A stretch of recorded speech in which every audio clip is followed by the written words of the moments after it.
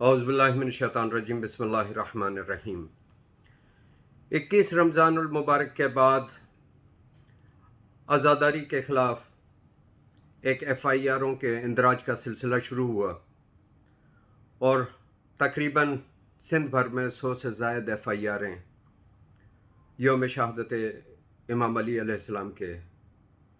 موقع پر کاٹی گئیں۔ مجلس وحدت مسلمین اور دیگر ملی اور قومی تنظیموں کے تعاون کے ساتھ عدالتوں سے رجوع کر کے اور سندھ حکومت سے بات چیت کر کے ان ایف آئی آروں کا خاتمہ ہوا، لیکن افسوس کہ ایف آئی آروں کا یہ سلسلہ یہاں پر رکا نہیں، بلکہ عاشور امام حسین علیہ السلام اور اربعین امام حسین علیہ السلام کے موقع پر بھی سینکڑوں کی تعداد میں ایف آئی آریں سرزمین سندھ پر عزاداروں کے خلاف درج کی گئیں۔ ایک بار پھر مجلس وحدت مسلمین اور ملی اور قومی تنظیموں اور شخصیات نے مل کر ان ایف آئی آروں کے خاتمے کے لیے جدوجہد کی۔ کئی ایف آئی آریں جو کہ دہشت گردی کے دفعات کے تحت کاٹی گئی تھیں، عدالتوں سے رجوع کر کے ان مقدمات کا خاتمہ کیا۔ کئی ایف آئی آروں میں سندھ حکومت سے بات چیت کی، ان ایف آئی آروں کا خاتمہ کیا، لیکن اس کے باوجود تاحال 18 سے زائد ایف آئی آریں اس وقت بھی سندھ میں موجود ہیں عزاداروں کے خلاف، جن میں معروف عالم دین ناظر تقوی صاحب کی بھی ایف آئی آر ان میں شامل ہے۔ اور اس وقت جہاں یہ سارے مسائل ہیں، تحفظ عزاداری لانگ مارچ کا انعقاد سکھر میں مولانا ناظر تقوی صاحب کی سربراہی میں کیا جا رہا ہے۔ ہم شرکائے تحفظ عزاداری لانگ مارچ کی مطالبات کی تائید اور حمایت کرتے ہیں، لیکن اس کے ساتھ ساتھ سمجھتے ہیں کہ اس وقت ملکی حالات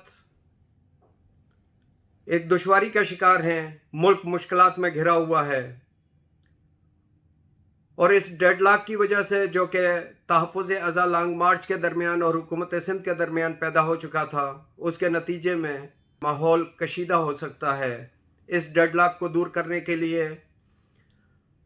بالخصوص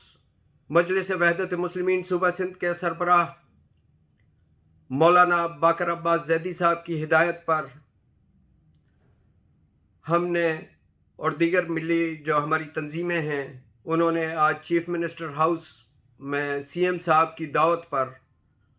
اس میٹنگ میں شرکت کی۔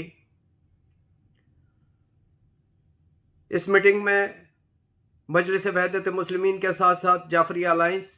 محترم شبر رضا صاحب، مولانا حسین مسعودی صاحب، مولانا باقر حسین صاحب اور تنظیم اعضاء کے روح رواں شمس الحسن شمسی صاحب، تحریک نفاذ فقہ جعفریہ کے قائدین، پاسبان اعضاء کے روح رواں سلمان حیدر صاحب اور دیگر موجود تھے۔ ہم نے حکومت سندھ سے یہ مطالبہ کیا کہ شرکائے تحفظ لانگ مارچ، جس کی سربراہی مولانا ناظر عباس تقوی صاحب فرما رہے ہیں،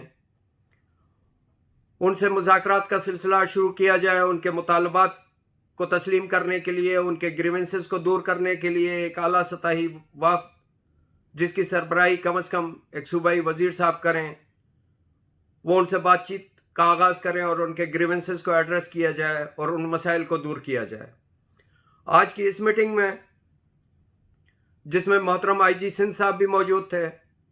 چیف سیکرٹری اور ہوم سیکرٹری صاحب بھی موجود تھے، محترمہ سیدہ شہلا رضا صاحبہ موجود تھیں، چیف منسٹر سندھ صاحب موجود تھے، محترم ناصر شاہ صاحب موجود تھے، سعید غنی صاحب بھی موجود تھے۔ ان سب کی موجودگی میں یہ طے پایا کہ جتنی بھی بقایا ایف آئی آر رہ گئی ہیں انہیں ختم کیا جائے گا، اور چند ایف آئی آر جن میں قانونی سکم موجود ہیں اس کے لیے قانونی طور پر اقدامات لیے جائیں گے، اور اس ضمن میں ایک وکلا کی ٹیم آج شب ایک ملاقات کر رہی ہے جو کہ ان ساری چیزوں کا جائزہ لے گی۔ اس کے ساتھ ساتھ ہم نے ایام فاطمیہ میں جو 295C کے تحت FIR درج ہوئی ہیں ان کے خاتمے کا بھی مطالبہ کیا ہے، اور یہ مطالبہ کیا ہے کہ ایک میکنزم بنایا جائے کہ کسی بھی پریشر میں کہیں پر بھی شدت پسند تنظیموں کے افراد یا کچھ لوگ وہ ان FIRوں کی خود تشریح کرتے ہوئے بے جائے FIRوں کا اندراج کرا رہے ہیں، جس کی وجہ سے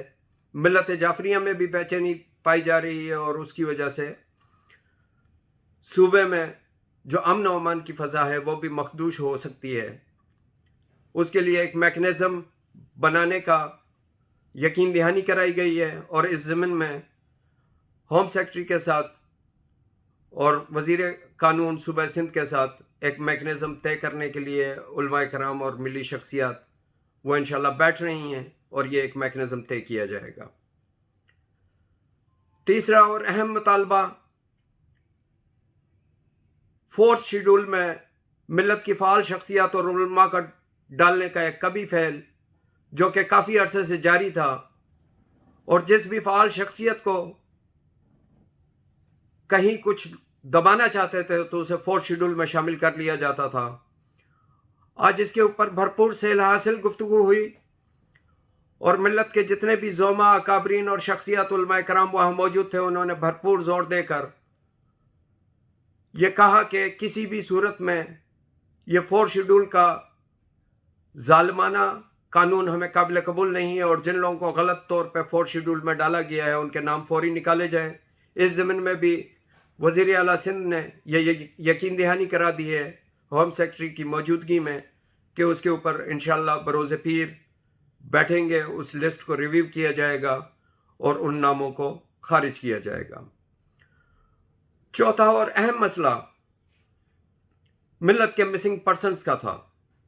اس کے اوپر بھی بڑی سیر حاصل گفتگو ہوئی، اور بیک زبان یہ مطالبہ کیا گیا کہ ملت کے جتنے افراد مسنگ ہیں انہیں قانون کے سامنے پیش کیا جائے، اور آئین اور پاکستان کے قانون کے مطابق ان کے ساتھ سلوک کیا جائے، اور آئین اور قانون پاکستان کے مطابق اس قانون پر عمل درآمد کرتے ہوئے مسنگ پرسن کو ظاہر کیا جائے۔ میں ایک دفعہ پھر اپنے تمام علماء کرام، اکابرین اور تنظیمات کا شکر گزار ہوں جنہوں نے اپنی ذمہ داری کا ادراک کرتے ہوئے اس اہم موقع پر اپنا کردار ادا کیا، اور ہم سمجھتے ہیں کہ انشاءاللہ العزیز